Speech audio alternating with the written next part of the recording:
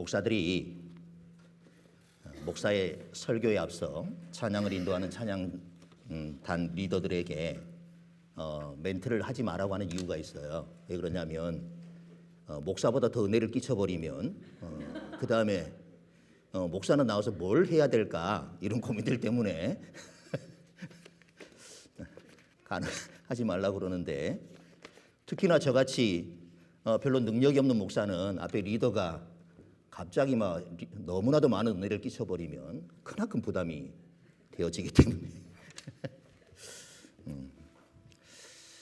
나누고 싶은 마음들이 참 많이 있겠죠. 또 한 주간 시간을 보내면서 하나님이 주신 은혜에 대해서 누군가에게 얘기하고 싶은 그런 마음들이 얼마나 크겠습니까? 여러분들, 그래도 앞에 서는 사람들에게 가장 중요한 거는 절제예요. 절제. 하고 싶어도 하지 않은 그런 절제를 또 필요하니까. 그래서 제가 지난 주일에 제 감정을 주체하지 못하는 저는 목회자로서의 별로 능력이 없는 것 같다 이렇게 말씀을 드렸는데, 그런 모든 것들을 절제할 수 있어야만이 진정한 사역자로 거듭날 수 있게 되어집니다. 오늘 우리가 부를 찬송은 찬송가 338장인데, 이 찬송을 작시한 사라 아담스라는 사람은 원래 연극 배우였습니다. 빼어난 미모 그리고 아주 뛰어난 연기력으로 늘 그가 하는 공연은 매진이 될 정도로, 그 정도 아주 인기 있는 그런 연극 배우였습니다. 그런데 어느 날 공연 중에 쓰러지게 되었고 기침이 멈추지 않아서 그 병원을 찾아갔다가 폐결핵이라는 진단을 받게 되어집니다. 근데 이것은 가족력이어가지고 자기 어머니도 자기 언니도 다 같은 병으로 죽는 그런 결과들이 있었기 때문에 이 사람도 그동안 자기가 살아왔던 그 모든 삶에 대해 다 내려놓고 이제 연기를 그만두고, 이 아담스가 시를 쓰게 되어지면서 작곡가인 윌리엄 폭스라는 사람을 우리가 도와가지고 틈틈이 찬송을 만드는 그런 작업을 하게 되었습니다. 그리고 어느 날 창세기를 읽다가 베델에 있던 야곱의 이야기를 묵상하게 되었는데, 야곱이 당했던 그 공경이 마치 자신이 처한 상황처럼 여겨지더라는 것입니다. 질병으로 육신의 아름다움은 다 망가져버렸고 세상의 꿈도 다 사라져버린, 세상의 성취와는 비교할 수 없는 큰 행복을 주는 것을 찾게 되어지자가 하나님을 바라보기 시작하게 되어진 것이죠. 그래서 하나님께 사로잡힌 아담스는 주님께 가까워지길 원해요. 이렇게 하나님께 간곡히 의지하는 그런 시를 쓰게 되었는데, 그게 바로 오늘 찬송가 338장입니다. 어쨌든 이 찬송만큼 많은 사람에게 불려지는 찬송도 참 드물 것입니다. 이 찬양은 느리게 부르면 느리게 부를수록 은혜가 되어지고, 속도를 내어 빨리 부르면 또 빨리 부르는 만큼 은혜가 되어지는 그런 찬양입니다. 개인적으로 저는 느리게 부르는 걸 좋아합니다. 불러보겠습니다. 내 주를 가까이 가게 함은 십자가 짐 같은 고생이나 내 일생 소원은 늘 찬송하면서 주께 더 나아가기 원합니다. 내 고생하는 것 옛 야곱이 골백에 베고자 갔습니다.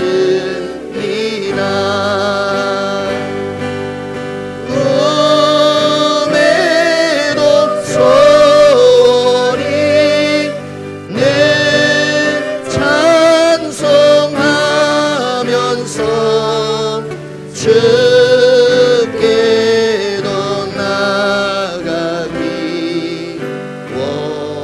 원합니다.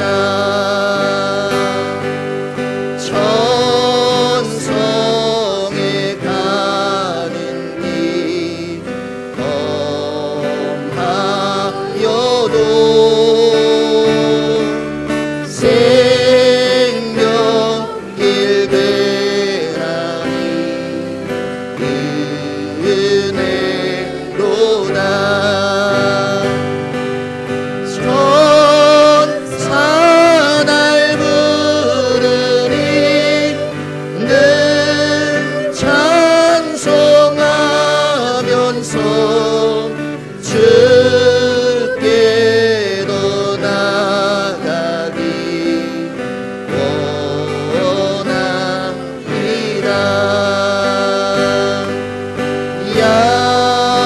야곱이 참 깨어 일어나는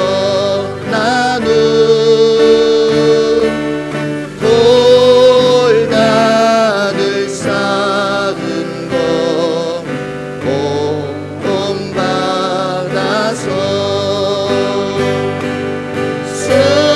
숨질 때 되도록 늘 찬송하면서 주께 더 나아가기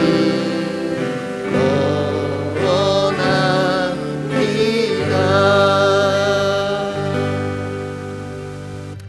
1절은 이렇게 노래하죠. 내 주를 가까이 하게 함은 십자가 진 같은 고생이라. 내 일생 소원은 늘 찬송하면서 주께 더 나가기 원합니다.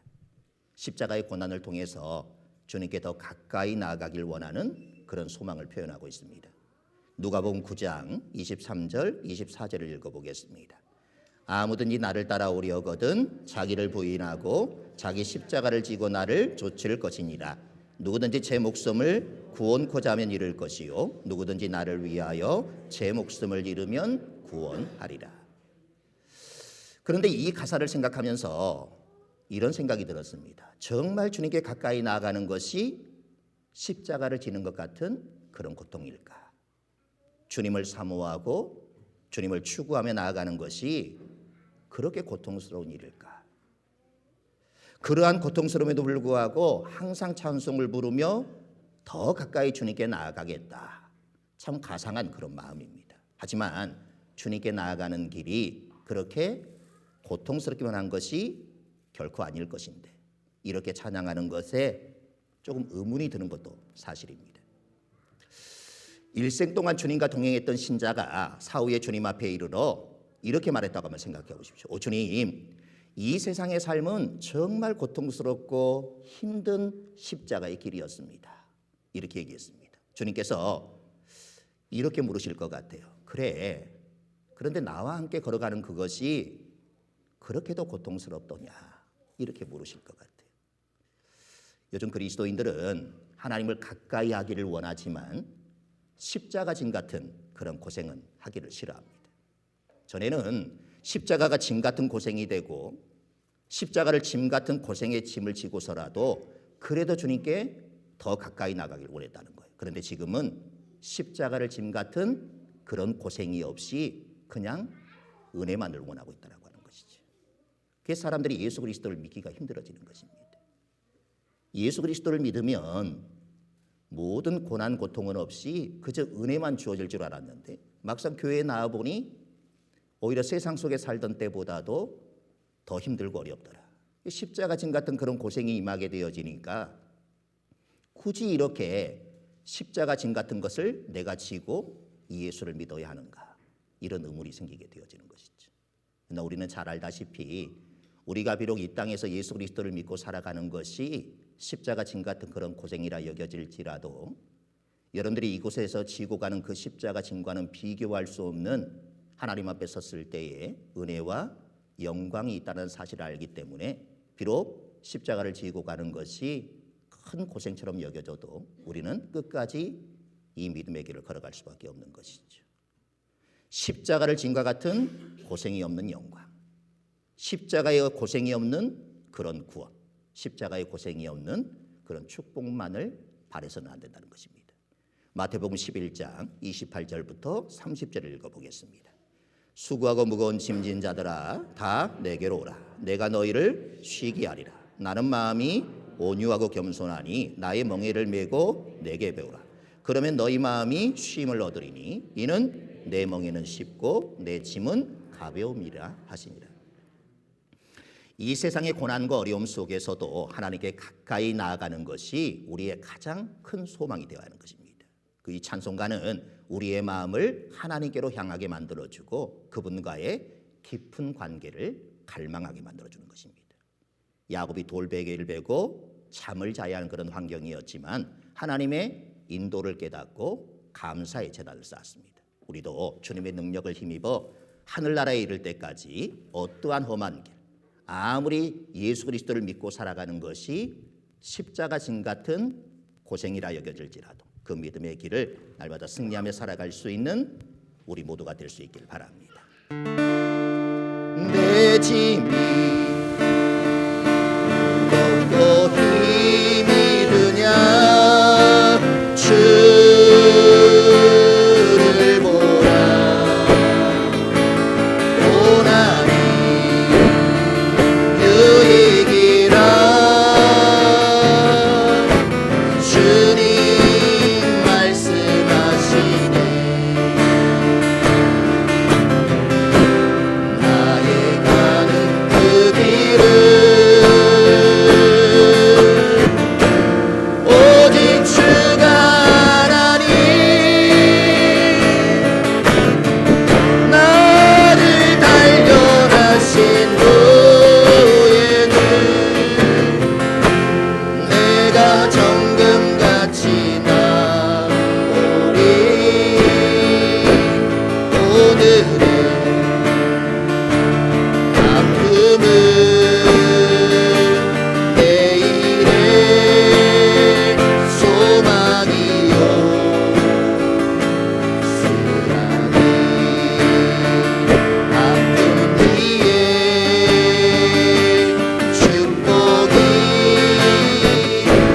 있다네 고난이 생애 참음 일은 알게 하고 예수님 한 분으로 만족할 수 있어요 나의 가는 그 길은 오직 주가 하나니 나를 단련하신 후에는 내가 정금같이 나오리 고난이 크면은 영광도 크는 것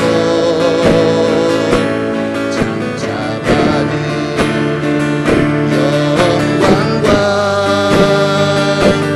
비교할 수 없다네 고난의 십자가 보배이며 능력이라 주님을 따르는 자 십자가 져야만 하리 나의 가는 그 길은 오직 주가 하나니 나를 단련하신 후에는 내가 정금같이 나오리 좁은 길 가는 자 생명길 영광의 길 십자가 진 후에 멸류관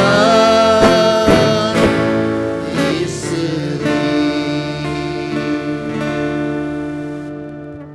2절은 이렇게 노래합니다. 내 고생하는 것 옛 야곱이 돌 베개 베고잠 같습니다. 꿈에도 소원이 늘 찬송하면서 주께 더 나가기 원합니다. 피난 중에 돌로 베개를 삼아 잠을 자던 야곱은 꿈을 꾸게 되었고 꿈에 하나님을 만나게 됩니다. 하나님은 그에게 5가지의 축복을 약속하십니다. 첫째, 이 땅을 너에게 주겠다. 둘째, 내 자손을 티끌같이 번성하게 주겠다. 세 번째는 너와 내 자손을 복의 통로로 삼아주겠다. 네 번째는 내가 어디를 가든지 너를 지키며 너와 함께 동행해 주겠다. 다섯 번째는 너를 이끌어 무사히 이 땅으로 다시 돌아오게 할 것이고 그때까지 너를 떠나지 않겠다. 이렇게 약속해 주십니다. 꿈을 깬 야곱은 베개로 삼았던 그 돌을 가져다가 기둥으로 세우고 하나님께 예배를 드리게 됩니다. 그분은 한 번도 육신의 고생이라 생각하지 않았습니다. 오히려 영광이요 은혜라고 생각하는 것입니다. 우리가 하나님을 만나게 되어지면 우리도 동일한 고백을 가질 수 있습니다. 하나님을 만나기 전에는 그저 이 고난이 고난으로만 여겨졌지만 하나님을 만나고 나니까 이 고난은 그냥 고난이 아니라 하나님의 영광, 나에게 주신 하나님의 축복이라 이런 고백을 가질 수 있게 되어지는 것이죠. 늘 반복해 말씀을 드리지만 이 고난 때문에 내가 하나님을 더 간절히 찾고 간절히 구할 수 있다라고 하는 것. 그것이 바로 고난이 우리에게 주는 축복이라고 하는 것입니다. 로마서 8장 17절 18절을 읽어보겠습니다. 자녀이면 또한 상속자 곧 하나님의 상속자요 그리스도와 함께한 상속자니 우리가 그와 함께 영광을 받기 위하여 고난도 함께 받아야 할 것이니라. 생각하건대 현재의 고난은 장차 우리에게 나타날 영광과 비교할 수 없도다. 야곱이 그 힘든 도망자의 삶 속에서도 희망을 잃지 않고 그 뜻을 펼치며 은혜의 생활을 할 수 있었던 그 비결이 뭐냐? 베델에서 만난 그 하나님의 약속을 믿었기 때문에 그렇습니다. 여러분들이 혹시 지금 어려움을 당하고 있을지 모르겠습니다. 이 험한 고통과 아픔이 언제 끝날지도 몰라서 답답할 수도 있습니다. 야곱을 만나주신 그 베델의 하나님이 오늘도 나와 함께 하신다. 이 사실을 여러분들이 믿기만 한다면 우리 역시 이 모든 고난과 시련에서 능히 벗어날 수 있을 뿐만 아니라 시련을 통하여 금보다 더 귀한 믿음의 사람으로 변화되어 하나님 앞에 영광 돌리는 그런 삶을 살게 될 줄로 믿습니다. 세상에는 눈물뿐이고 고통만 닥쳐와도 내 심령은 예수님으로 기쁜 찬송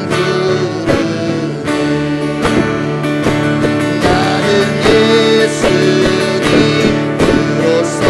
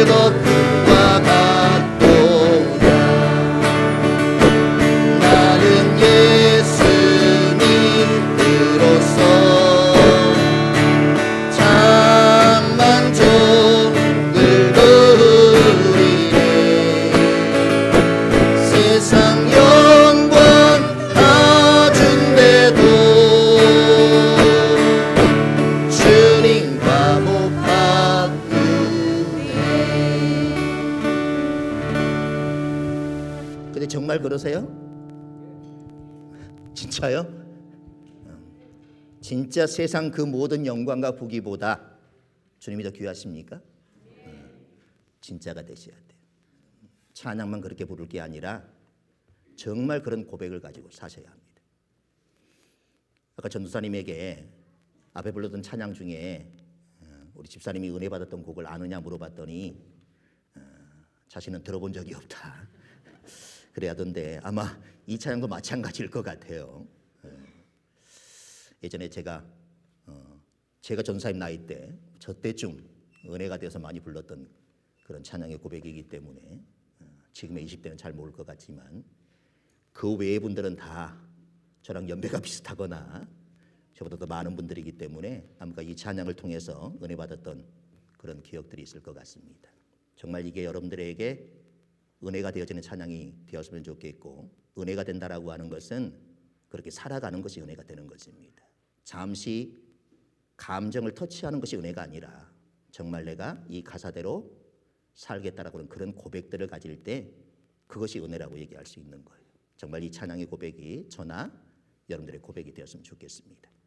3절은 이렇게 노래합니다. 천성에 가는 길 험하여도 생명길 되나니 은혜로다. 4절은 야곱이 잠 깨어 일어난 후 돌단을 쌓은 것 본받아서 숨질 때 되도록 늘 찬송하면서 주께 더 나가기 원합니다. 이 찬송에 얽힌 유명한 사건이 있죠. 타이타닉호의 침몰 사건입니다. 당시 배에는 승객이 2,340명이 탑승해 있었고 구명보트가 부족해서 노약자를 비롯한 711명만 간신히 목숨을 건지게 되어지죠. 나머지 1,500여 명의 그 승객들은 거의 반쪽이 난 갑판 위에서 희망을 그저 잃은 채 서 있었습니다. 그때 영국 감리교회 성도인 하틀리라고 하는 사람이 바이올린으로 이 곡을 연주하기 시작했고 동료 8명이 함께 따라 연주하기를 시작하게 되어지죠. 사람들이 점점 모여들고 자신들의 생애 마지막 찬송을 부르는 것입니다. 거센 파도가 배를 완전히 삼킬 때까지 갑판에 있던 사람들은 엄숙하게 죽음을 맞이하며 이 하나님을 찬양했습니다. 숨질 때 되도록 늘 찬송하면서 주께 더 나가기 원합니다. 베드로전서 4장 13절을 읽어보겠습니다. 오직 너희가 그리스도의 고난에 참여하는 것으로 즐거워하라. 이는 그의 영광을 나타내실 때에 너희로 즐거워하고 기뻐하게 하려 함이라. 주께 더 나가기 원합니다. 이 곡에서 가장 많이 반복되어지는 그런 구절이죠. 계속해서 한 절이 끝날 때마다 이 구절이 반복이 되어집니다. 그만큼 강조되는 구절이라 이렇게 볼 수 있는데 작사가의 의도가 너무나도 명확합니다. 계속해서 강조하고 반복할 정도로 하나님께 가까이 가고 싶다. 이 그녀의 마음이 곧 우리의 마음이 될 수 있기를 기도해야 되는 것이죠. 오늘 우리가 내 주를 가까이 하게 함은 이 찬송을 통해 배울 최고의 메시지도 다른 것이 아니라 야곱이 광야 도망자의 모습 속에서 베델에서 만난 그 하나님을 찬양하며 돌베개로 기둥을 세우고 그 위에 기름을 붓고 제단을 쌓았던 것처럼, 또 타이타닉호가 침몰할 때 남은 1635명의 승객들이 그 쌓은 찬양의 제단처럼 오늘 우리 속에 그 어떤 시련과 환난과 역경이 있다 할지라도 낙심하거나 좌절하지 않고 하나님을 영화롭게 하는 믿음의 사람들이 될 수 있어야 하는 것입니다. 숨질 때 되도록 늘 찬송하면서 주께 더 나가기 원합니다. 타이타닉호에 탔던 그 사람들이 마지막 이 찬양을 올려드린 그 마음 가지고 우리도 이 찬양을 다시 한번 고백해 보겠습니다. 이렇게 느리게 불러도 되나 싶을 정도로 그렇게 불러보겠습니다. 내 주를 가까이 하게 함은 십자가 심 같은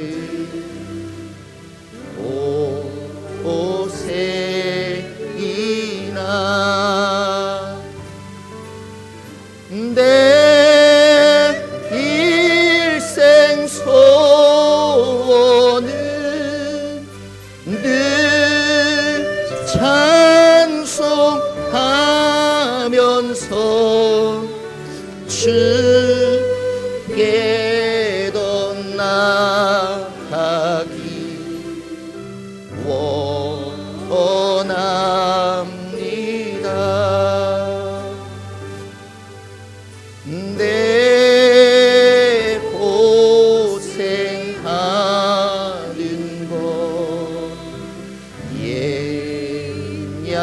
야곱이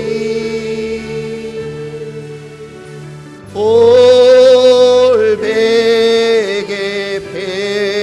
베고자 갔습니다.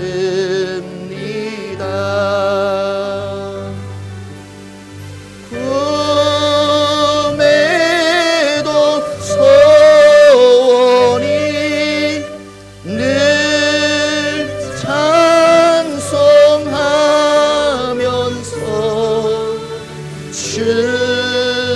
주께도 나가기 원합니다.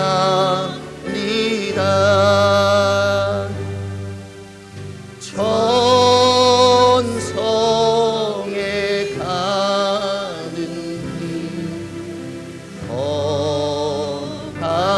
험하여도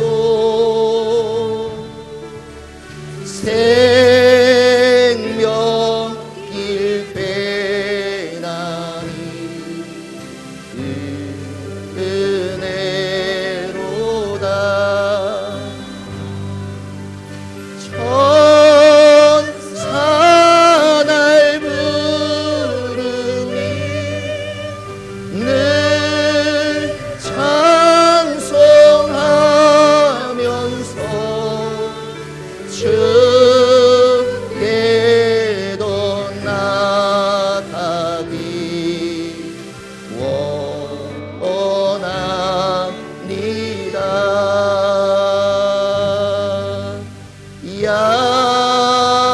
야곱이 참게요 일어난 후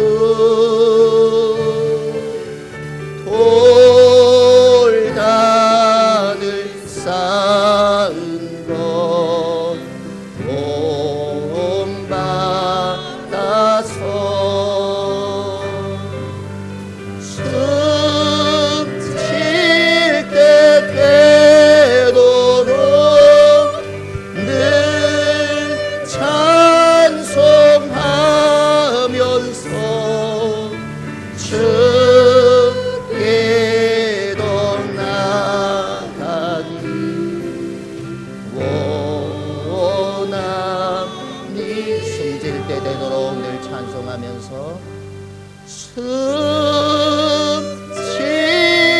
때 되도록 늘 찬송하면서 주께도 나가기 원하니.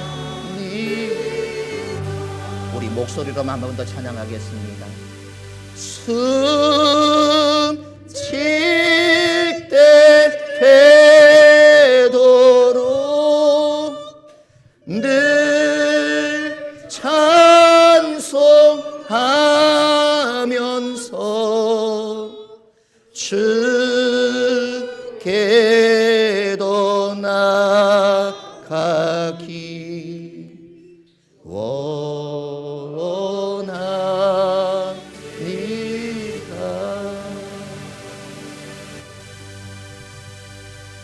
주님, 우리가 예배를 드리는 것도, 기도를 하는 것도, 찬양을 부르는 것도 오늘 이 예배가 마지막 예배라는 생각으로, 오늘 이 기도가 마지막 기도라는 생각으로, 오늘 이 찬양이 주님 앞에 드릴 수 있는 마지막 찬양이라는 그 생각으로 날마다 예배하며 기도하며 찬양하는 우리들이 되길 원합니다. 그럴 때 우리에게 부어지는 은혜가 감히 상상할 수 없을 것입니다. 날마다 이 은혜에 잠겨 살아갈 수 있는 주의 백성들이 되길 원합니다. 그리고 받은 바 그 은혜를 가지고 세상 속에서 날마다 승리하며 살아갈 수 있는 주의 백성들이 다 되게 하여 주옵소서. 예수 그리스도의 이름으로 기도드립니다. 아멘. 이제는 우리 주 예수 그리스도의 은혜와 우리 아버지 하나님의 크신 사랑과 성령님의 교통하심이 숨질 때 되도록 늘 주님을 찬양하며 살아가기를 간절히 소원하는 온 하나님의 백성들 가운데, 저들의 가정과 자녀와 삶의 자리 가운데 이제로부터 영원토록 함께 계시기를 간절히 축원하옵나이다. 아멘.